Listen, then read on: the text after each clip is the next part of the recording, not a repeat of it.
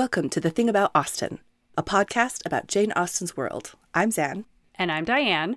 And this episode, we're talking about smelling salts.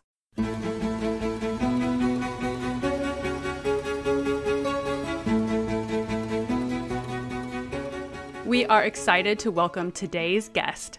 Dr. Emily C. Friedman is Associate Professor of English at Auburn University, where she directs 18thconnect.org and the Manuscript Fiction Project. Her current work connects new media phenomena with their 18th century echoes. She is at work on 2 books, Before Fanfiction, Alternative Circulation in the Age of Print, and Actual Players, Networks of Digital Performance. She is also the author of the book Reading Smell in the 18th Century Novel, which makes her the perfect guest for today's episode. Welcome, Emily. So glad to be here.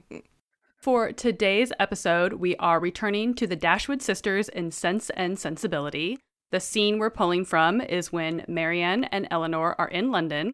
Willoughby has snubbed Marianne and announced his engagement to another, and now Eleanor is facing down an evening with Fanny Dashwood, Mrs. Ferris, and Lucy Steele, among others. Just a real party here. Fun times. And it's not going well. Mrs. Ferris and Fanny are purposely being cruel to Eleanor since they suspect she's in a relationship with Edward, and after a while, Marianne has had enough. So this first part is from Marianne. Dear, dear Eleanor, don't mind them. Don't let them make you unhappy. She could say no more. Her spirits were quite overcome, and hiding her face on Eleanor's shoulder, she burst into tears. Everybody's attention was called, and almost everybody was concerned. Colonel Brandon rose up and went to them without knowing what he did. Mrs. Jennings, with a very intelligent, poor dear, immediately gave her salts. And Sir John felt so desperately enraged against the author of this nervous distress that he instantly changed his seat to one close to Lucy Steele and gave her, in a whisper, a brief account of the whole shocking affair. Sometimes you just have to gossip, I guess, to get it out of your system. I'm feeling really emotional. The gossip just comes out.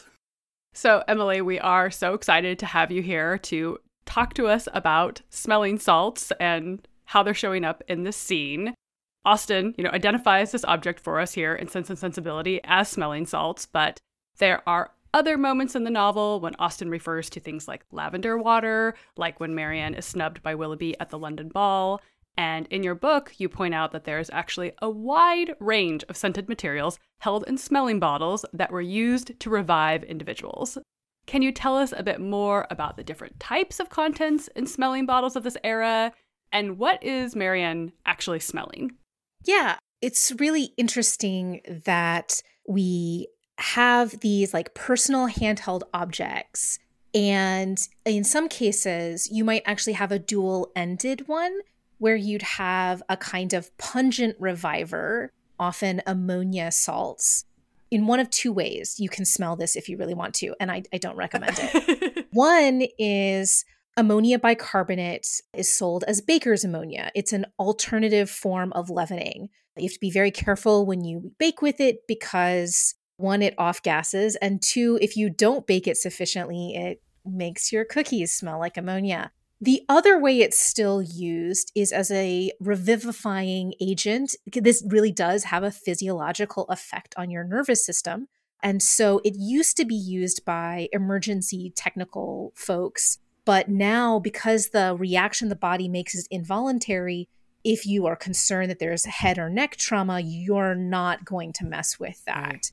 So it really is a genuine stimulant, which is why it is sold as nose torque, or under other names, as a aid for professional athletes.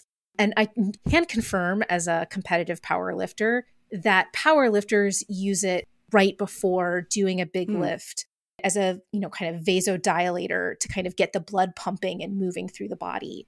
So that's the active ingredient of a smelling bottle in this period. But you also might have pleasant aromas, either in a similar kind of container or at the opposite end. So when I used to give talks in the before times, I would have test tubes, and one of them would be ammonia. And I would say, okay, we're going to open this test tube for about a hot second, and then you're going to stop it again. And please do not snort it. This will go very badly for you. Oh, gosh. There's a footnote in my book Credit to my dear, dear friend, the brilliant Dr. Jenny Batchelor of the University of Kent, who did indeed accidentally inhale too much of this stuff at a talk I gave at Schotten and could not smell for 4 hours. Oh, no. She Oh my was gosh. rendered anosmic. Oh, it's that strong. Yeah, it's that strong. It didn't take much. And then right next to her, so the thing I do, because you want to clear the air of ammonia, is you say, okay, so now open this bottle that has lavender water in it, which smells exactly what you imagine, natural lavender. And then Dr. Elaine McGurr, who's a specialist in actresses, who was right next to her, immediately turned pale. And I was like, oh no, did she get ammonia too? Found out later, she washed her hands with lavender soap all through her pregnancy after she had morning sickness. And so she has associated those two smells in her head as lavender equals I'm going to throw up. Oh no. So one of my illustrious senior colleagues couldn't smell anymore. And the other one was like, I want to heave. This is my life now. So most people in the Regency period would not have had that relationship to lavender water or rose water or jasmine water or any of the other kind of floral distillations that were available for sale, also were made in the home. So we have a lot of information from, kind of housekeeping recipe books, both of professional and kind of collected by families in how to make these compounds. You weren't making ammonia at home, but you were making these other kinds of reviving floral infusions or what have you. And you might use those as a kind of reviver, as a pleasant scent. You might use it after ammonia, or you might just use it because, as you might imagine, in, say, a ballroom, you are very close to a lot of people who are dancing very strenuously in a fair number of layers. And the same is true, in the Regency as it is if you went to the club now. Sweaty bodies don't smell especially great after a while. And so you might just have it up to your nose to have an alternative to the smellscape around you. I don't want to say that the Regency period was stinkier than our own period, but certainly there are moments, as in our own lives and our own cultures, where there's certain smells we're trying to avoid. And so a smelling bottle is really handy for that as well. So you were saying that in terms of the floral distillations, that was oftentimes something that they would be making themselves? Yeah. I mean, if you are in a home that has enough land and you have enough free time, it's a question with the Dashwoods. Their cottage is no cottage, right? They Right. still have a fair amount of space. And certainly they have the free time. They may or may not have the equipment at home to do the kind of distilling work that this kind of production would entail. So it's entirely possible that they could also just have purchased it from any number of kind of shops that sold. Hair powder is no longer in fashion, but hair powder would have been sold at the same kinds of shops, as would different washes for the face, different kinds of treatments for, acne and brightening the face and all of those sorts of cosmetic applications as well. Same shop for all of your needs. So your work also focuses a bit on the physicality of the smelling bottles themselves, the actual object. And it seems like in scenes like the one at the top of the episode, these smelling bottles are just readily available at a moment's notice. Everyone has them at the ready. Are they like an accessory? What would these have looked like, and what's kind of their level of portability and omnipresence? They're definitely widely available, and they're definitely pocket-sized. And of course, pockets are bigger in that period because we hadn't gotten rid of pockets for women at that point. But men and women would have carried different kinds of scented objects that fit in the palm of your hand. So we can think about a lot of these smelling bottles as being basically the size of a ballpoint pen or smaller. It doesn't take a whole lot of, say, ammonia salts to perk somebody up. So there's kind of tubular versions, and then there are versions that have the aromatic substance is actually soaked in a sponge. So you can have a wide variety of kind of shapes. They're sentimental objects, they're gift objects. I know you guys have talked about miniatures before. It's a similar kind of ubiquitous object that can be given on a lot of different kinds of occasions and things like that. In the same way for men and women's snuff boxes are kind of prevalent in roughly the same period. Snuff is waning in terms of popularity for women at this point, although Queen Charlotte was known as Snuffy Charlotte because that was how she was altering her smellscape, was through her own special blend. So small boxes and bottles being part of kind of your everyday accoutrement would have been pretty common in the kind of circles that Austen and her heroines are moving in. That's why you see so many of them. And I'm assuming there's that the wealthy you are, they're going to be more ornate, made with costlier materials, that sort of thing. Yeah, I mean, a lot of the ones that survive are made of silver or pewter, but we also see, kind of shaw green, that kind of stingray sort of effect, and other kinds of luxury item kind of materials. But yeah, they can be very utilitarian as well. They are, at a certain point, a non-essential object. We are not in the early modern period of, 100 years prior, where the understanding of the world was, we're in a plague and we need to be carrying large kind of scented objects as medical devices. We can almost think about this as kind of the descendant of those pomanders from the earlier periods, but no longer kind of understood as essential kind of life-saving devices in the same way. But there's something still in the culture around the idea of good and bad air, and that will continue to be a kind of idea that will take us through well into the 19th century. And in fact, coming back as we think about filtration and the qualities of our air today. So yeah, I mean, changing the atmosphere around you is something that the kind of middling sorts and up are trying to do in different kinds of ways in this moment. Because there's been this kind of shift for their uses a little bit, are we seeing a distinction? I mean, you mentioned that both men and women are carrying these objects. Are we seeing any kind of like divergence in terms of gendered usage around this time that Austen is writing?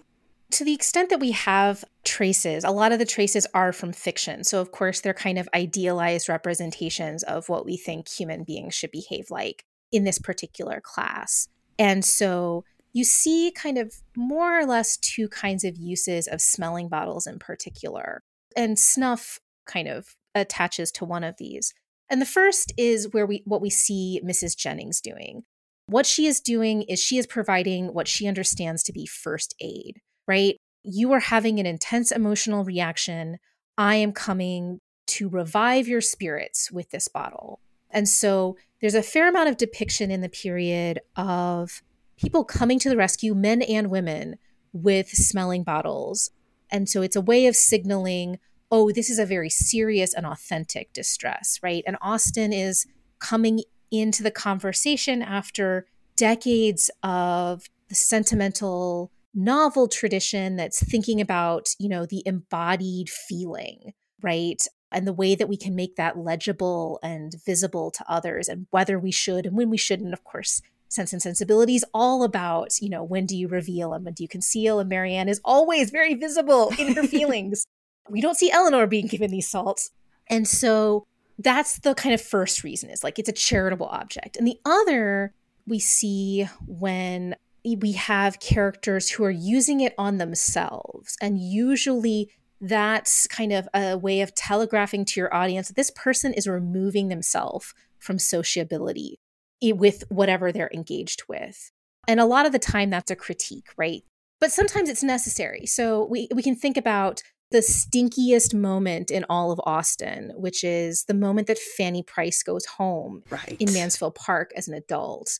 She doesn't belong there anymore. It's not a familiar smellscape. It's what she grew up with, but she's grown beyond it or can't handle it anymore. It's a complicated situation, but it is definitely, at least seen through her nose, repulsive. Nothing has been washed in a while. Everything is murky. And so we can kind of sympathize, although Fanny doesn't remove herself, we can sympathize with the implication that if Fanny did have a smelling bottle handy, she probably would use it to kind of get herself out of the situation, at least in terms of her nose. So those are the kind of two ways that you're most likely to see a smelling bottle in this period, is either as you're giving it to someone else and being super helpful, and isn't it great that you're prepared for emergencies, or you're overly dependent on it and you're being unsociable. You're making yourself unfeeling about the people around you. I'm curious if you have any thoughts on the more performative aspects of using smelling salts or bottles. The great example we have is in Mansfield Park as well, is Lady Bertram at Mariah's wedding, standing with salts in her hand, expecting to be agitated. So is this sort of like a way of displaying your kind of feminine delicacy? Well, it's interesting, right? Because like Lady Bertram is an inert blob, for lack of a better term, right? She is a woman of inaction. The world is happening to her, and even not that much happening to her. It's passing her by. She's in a bubble. And, I'm not mad at it. She's got her puppies. She's got Fanny doing all of her work. She is my ultimate example in my book for the person who has noped herself out of all society. And you can see it from the fact that she's the Austen character who uses a smelling bottle the most. And she's using it, as we see in that moment that you just quoted, expecting to be agitated before she even needs it. Who knows if she's even going to need it? Because, how much feeling is she feeling? I mean, somebody like a Mrs. Norris, she never needs to be revived. She's of hardy stock. She doesn't need to be. Well, she might have one for that kind of performance of being useful. Right. She would be the person who shoves it up your nose and you don't want it. Yeah. Right. It's the imposition of this. Like, if Lady Bertram's smelling bottle is coming out too early so that she can KO herself, Mrs. Norris's is coming out so that she can olfactorily assault some poor sucker. Olfactorily assault. That is Aunt Norris. Yes. Well, yeah, because she's helpfulness weaponized, right? In a lot of ways. Yeah, she's always saying I've got to know. She's micromanaging everything, making sure that if bad things happen to Sir Thomas, she's ready, like you said, weaponizing it. Yeah. So bringing it back to Sense and Sensibility, we see the application of the smelling bottle a few times in the novel. I think one of the first references is actually with Lady Middleton's child. But most of the time, it seems like in reference to Marianne. What do you think Austen is kind of signaling here about Marianne's characterization? Yeah, I mean, I think we've already talked about the ways in which Marianne is the woman of feeling, right? She has not enough skin. She is all sensibility. She is all emotion. She's feeling big feels like she's, my 6-year-old nephew. Actually, I think that is an insult to my nephew. I think my nephew has a little bit more emotional regulation than Marianne does. So we're seeing her as someone who needs the assistance of this crutch, right? And so I think that's one of the reasons why she's the heroine of all of the heroines who we see most kind of being given a smelling bottle in this kind of way. It's another way that Austen is using in her arsenal of all of the senses and all of the things we see of her youth and her emotional fragility and the fact that she just needs a lot of help. She needs a steadying influence, right? According to the logic of the novel, which is debatable in other kinds of ways, but certainly the logic seems to be she's neither helpful, she's the one being helped, but she's also not oblivious. In fact, we can see people trying to apply the smelling bottle to her as a way of regulating her emotions, bringing her kind of, if a Lady Bertram needs to be brought back into society by pulling the smelling bottle away from her, we can see kind of Marianne is operating on the other end of the rheostat. Like, she's gone off the charts in the other way and needs to be brought back to an emotional center by having the smelling bottle kind of mute her in some kind of way. I mean, it's notable that one of the other examples in the book is a literal child, right? And she's not being, she's not having lavender water shoved up her nose. She's having her wound bathed with it. But she's the other, I'm feeling a lot of feelings. I'm crying a whole lot. And of course, she's caught, just like Marianne is. So this is a little bit of a microcosm in this kind of emotional feedback loop where her mother's anxiety, her family's anxiety is only making the child, Anna Maria's freak out spiral more, and in the same way, we can kind of see the way that the Dashwoods, Eleanor can only regulate so much in that household with all of the other kind of intense personalities that are kind of spiraling in those kinds of ways. Yeah, her mom certainly feeding in. Enabling it, yeah. Yeah, and of course, Eleanor is one of the people who's trying to, revive Marianne with lavender water, right? She's one of the people who's trying to kind of do that regulation work. Well, and it is interesting in the scene specifically that we used at the top of the episode, where Marianne is obviously distressed because of the whole Willoughby thing. Obviously, that's kind of the initial point for her. But the fact that she is actually trying to step in to regulate for Eleanor, right? It's Eleanor who's actually experiencing distress in this moment. And so Marianne is supposed to be like, don't let them make you unhappy. And yet she is causing way more drama. I mean, if we're like doing the modern adaptation, right, style of with Marianne is the like empath. I'm using quotation marks with my hands on a podcast because of course that's what we do. But the person who's just like, I feel other people's feelings, man. Eleanor is having the legitimate distress, right. But I would argue that Marianne is definitely feeling real feelings. Just her origin is kind of, secondhand. She's an amplifier rather than a muter. Yeah, that's a good way of describing that. She's the worst kind of hype woman. She hypes your anxiety. Right. Your emotional distress. Let me just demonstrate that for you. I think we all have at least one friend in our lives who we know that when we're in distress, they're not the person we're going to talk to because they will be like, oh yeah, that's bad. And have you thought about how this could be worse? I'm not picturing like a card for Marianne with her game stats, just +5 for all these different emotional things. That is her superpower. I am trying to remember like the Good Society stat block and for the Jane Austen role-playing game, and it is escaping me at the moment, but I will retrieve it at some point. So I just had one more question about smelling salts in particular. When did they start to fall out of fashion? Like how long were people using these? Yeah, I mean, it's extremely specialist now, although it's really interesting because of the powerlifting thing. I follow a lot of kind of women's powerlifting websites for selling gear and things like that, by which I mean like belts, not what powerlifters often mean by gear, which is like illegal doping substances. Right. Sorry, I have to clarify these things. But one of the things that many of these places sell is customizable scents of these ammonia salts, right? So it's not just the smell of ammonia, but it's the smell of coffee ammonia.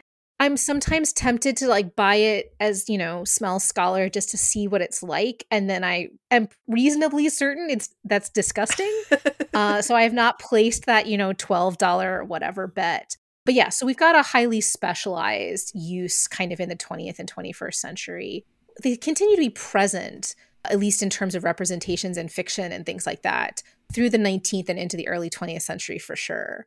And that's also, in part because we don't have a whole lot of other kinds of remedies in that way. And also the kind of chatelaine, the jewelry piece that was either, around the neck or the waist that had all the little bits and bobs, that was a potential, charm on your chatelaine. And so until those completely go out of fashion, you've got those kind of prevalences as well. They should have busted out some really teeny tiny ones when charm bracelets were in their heyday. Oh, God. Oh, no. Well, and it would also be interesting to see kind of how the smelling bottle, and this is a speculation, not a thing I know a whole lot about because I'm an 18th centuryist and then I'm a 21st centuryist. Like there is no in between. What happened in the space between, I'm not entirely sure. The rise of modern perfumery happens in the early 20th century. So you could probably argue that at the moment that the smelling bottle is truly kind of leaving fashion aside from kind of emergency medical uses, you've got the rise of modern perfumes, which you wouldn't want to have a bottle of scent. You are creating your own sillage around you instead.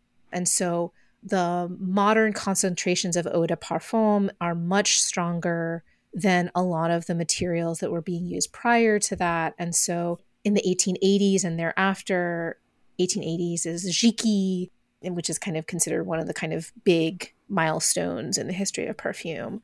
So it's possible that that technological change and that kind of sartorial change. And of course, that's also, those are starting to be the decades when women lose their pockets. And so there's also that in the mix as well. When we are seeing that kind of the decorative perfume bottle also kind of replacing, like just physically, there's kind of a trade-off that happens there at that point too. Yeah, and it's being relegated to the dressing table because you're not carrying it around with you, especially those terrible squeeze bottles. Those atomizers are garbage, y'all. Don't ever leave perfume in them. You will say goodbye to your very expensive perfume very quickly because all it is a way for it to evaporate. Hot tip. There you go. This has been fun perfume rules. That's right. Your hot perfume tips right here. Oh, no. I mean, one of the things that I do every once in a while on Twitter is have people, Rachel Syme she'll match you with a perfume.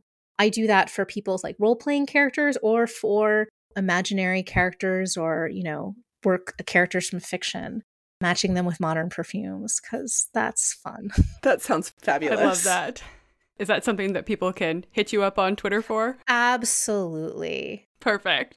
I think that's a great time then for you to tell our listeners where they can find you online and tell us a little bit about your book that will be coming out in paperback later this year.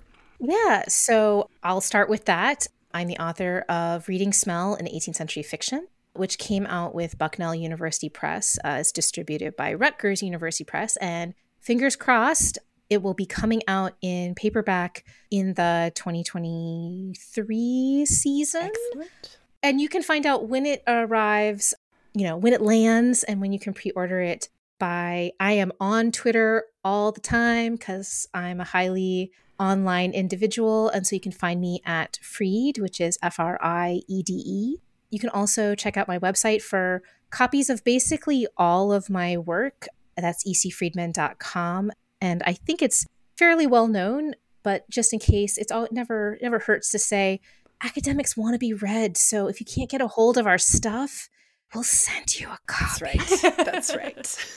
You can find me on Instagram at Manuscript Fiction, which is where I post about the work relating to my unpublished women writers and other people writing like Jane Austen in manuscript from between 1750 and 1900. I swear I am learning about the 19th century these days. And I talk about playing Jane Austen and other 18th century representations in modern board, video, and role-playing games with Dr. Emily Kugler from Howard University, and our YouTube channel can be found at Critical Prof. Excellent. So many good things to go check out now. I'm a nerd of many talents. I love it. Thank you so much for joining us for this episode. Super fun. Super fun. Thank you for having me. Absolutely. Thank you again to Dr. Emily C. Friedman for joining us for today's discussion. You can find us on Instagram at The Thing About Austen and on Twitter at Austen_things. You can also check out our website, thethingaboutaustin.com, and email us at thethingaboutaustin@gmail.com. And stay tuned for next episode when we'll be talking about Irish melodies. Thanks for listening. Bye.